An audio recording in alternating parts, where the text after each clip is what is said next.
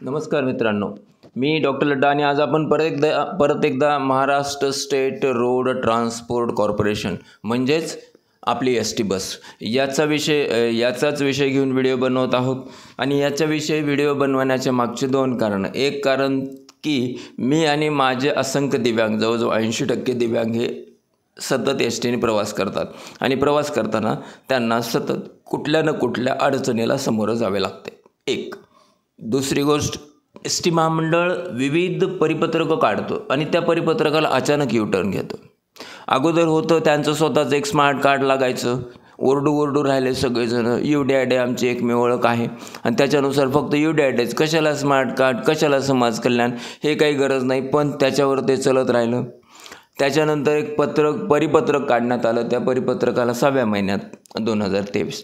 त्याच्यानंतर एक परिपत्रक काढण्यात आलं, त्या परिपत्रकात दोन गोष्टी स्पष्ट नमूद केल्या गेल्या की दिव्यांगजनाची ओळख ही UDAD कार्ड असल्यामुळे एस टीचे वेगळे काय त्याला पास वगैरे घ्यायची गरज नाही हे. आणि त्याच परिपत्रकात एक नमूद केलं की साथीदाराला पण आता एस टीच्या वेगळ्या पासची गरज नाही. एक झालं. त्याच्यानंतर काहीच दिवसांनी एक पत्र काढलं गेलं, ते परिपत्रक नव्हतंच.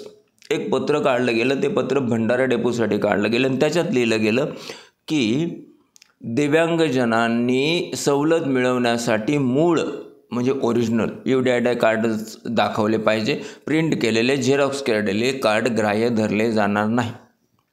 नियमानुसार जर माझा दिव्यांग हक्क कायदा 2016 पाहिला, माझं स्वावलंबन पोर्टल पाहिलं, याबद्दलचे 2-4 व्हिडिओ मी त्याच्यात परखड आणि स्पष्ट आणि ऑथेंटिक सगळ्या गोष्टी मांडलेल्या आहेत, ते माझ्या चॅनलवर आहेत.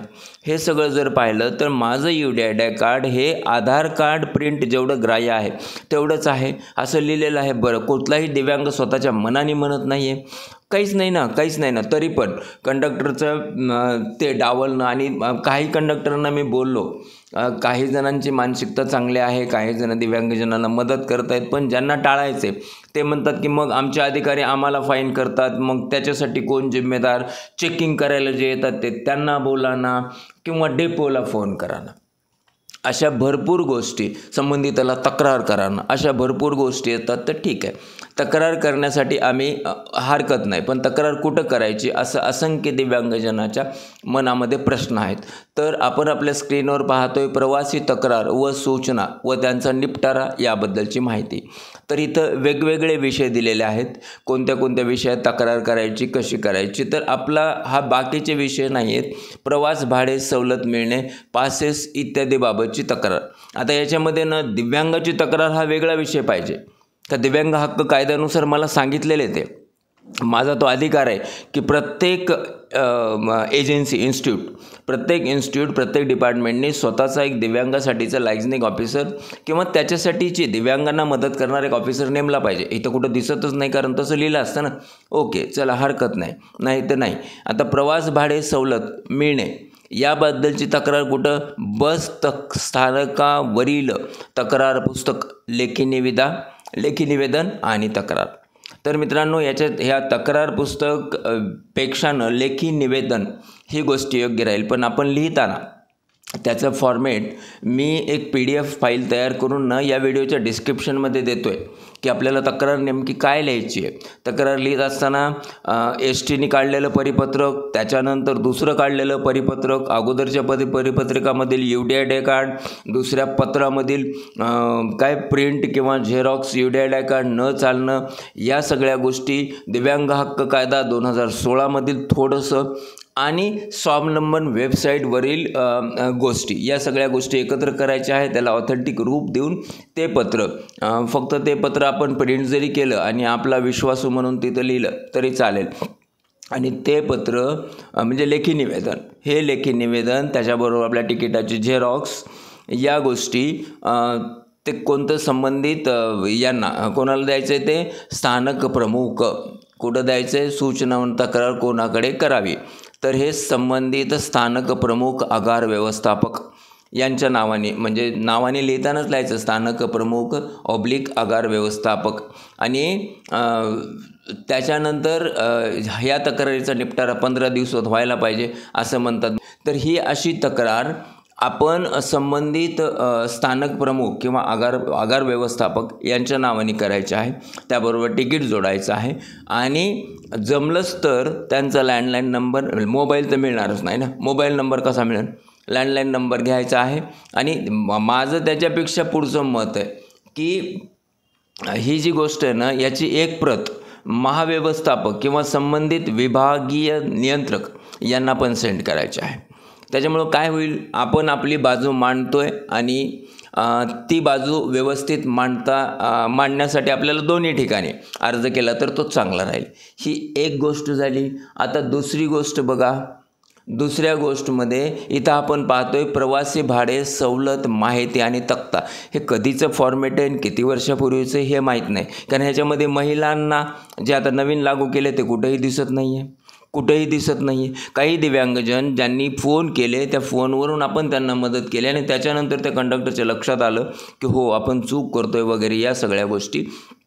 तर अंध आणि अपंग व्यक्ती, ॲक्च्युली हे अपंग शब्द काढायला पाहिजे, इथं दिव्यांग लिहायला पाहिजे, पण कधी होईल ते, वेबसाईट जर अपडेट केली तर.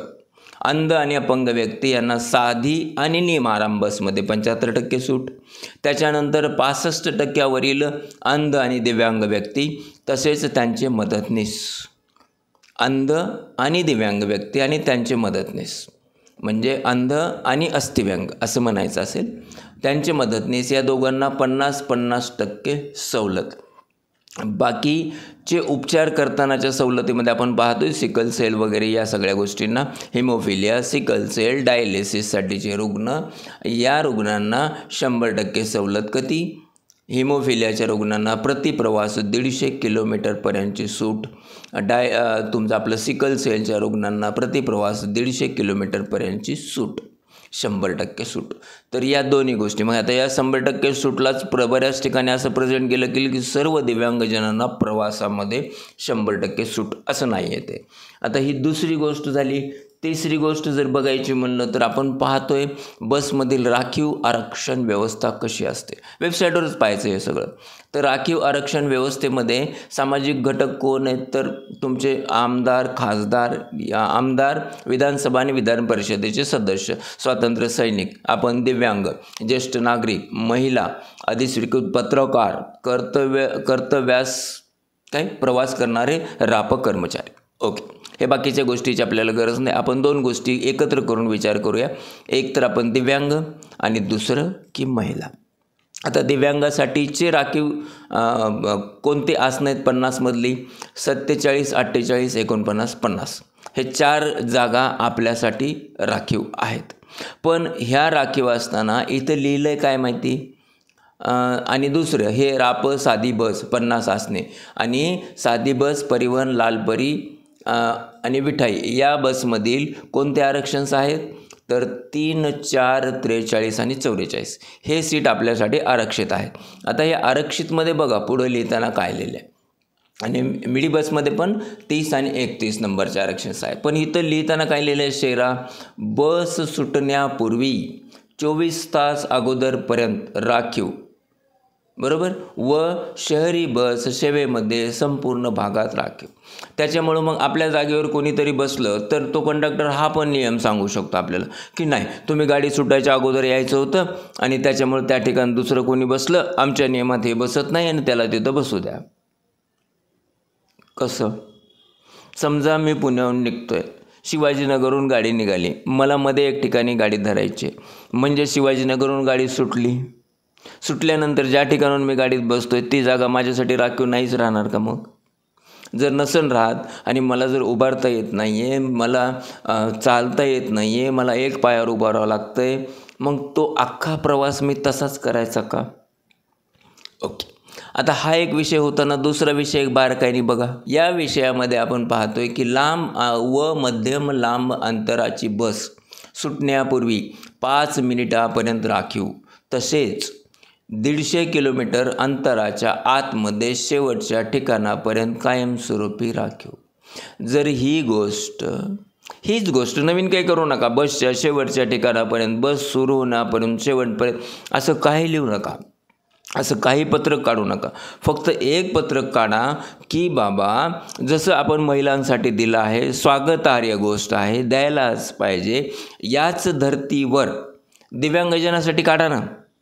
म्हणजे त्यात तुम्ही बघा ना, बारकाईने बघा ना, दिव्यांगजन नाही उभारून प्रवास करू शकत नाही, बसून करू शकत नाही आणि त्याचा साथीदार ते दोघंजण जर असतील म्हणजे 65% जर कोणी डिसेबल असेल तर त्याचे तर हालच विचारू नका.